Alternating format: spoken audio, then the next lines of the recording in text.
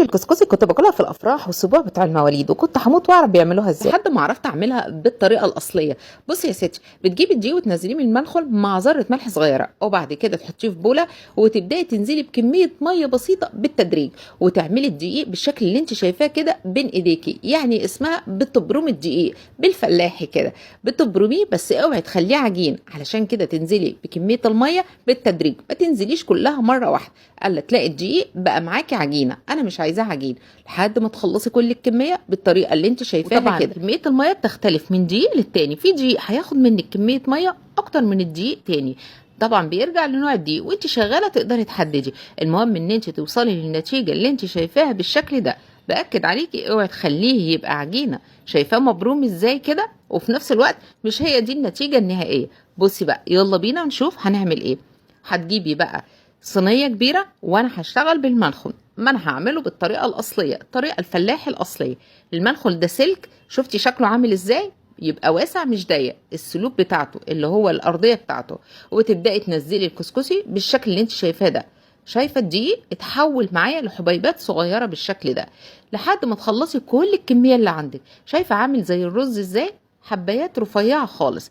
يلا بقى نشوف طريقه التسويه، مش هو دي النهايه، اصبري شويه معايا. بتجيبي قماشه بيضه، شاشه بيضه، اهم حاجه تكون شاشه تكون نظيفه، وتبداي تحطي كميه الكسكسي، مش كلها، حسب الكميه اللي عندك، حسب كمان الحله اللي هتسوي فيها. انا عندي الحله هنا حطيت فيها شويه ميه، دي حله مخصصه للكسكسي وعليها مصفى، وبدات احط حبه الكسكسي اللي انا حطيتهم في القماشه، بوريك اهو شكل الحله في قلب المصفى، وتخليها كده عامله زي البقجه، وبعد كده تحطيها في الحله وتغطي عليها. هتسيبيها على النار حوالي ساعه الا ربع، ما تستعجليش عليه، هيستوي هو كده بالبخار.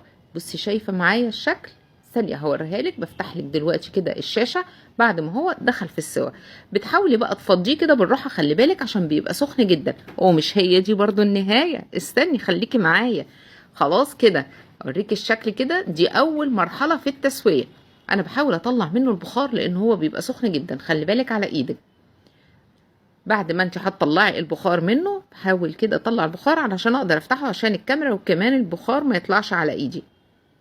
هتشوفي بقى الشكل دلوقتي هو كده، دي اول مرحله في التسويه، ما تقلقيش منه خالص، ما تقوليش ان هو عجن، احنا لسه هنعمله في مرحله تانية.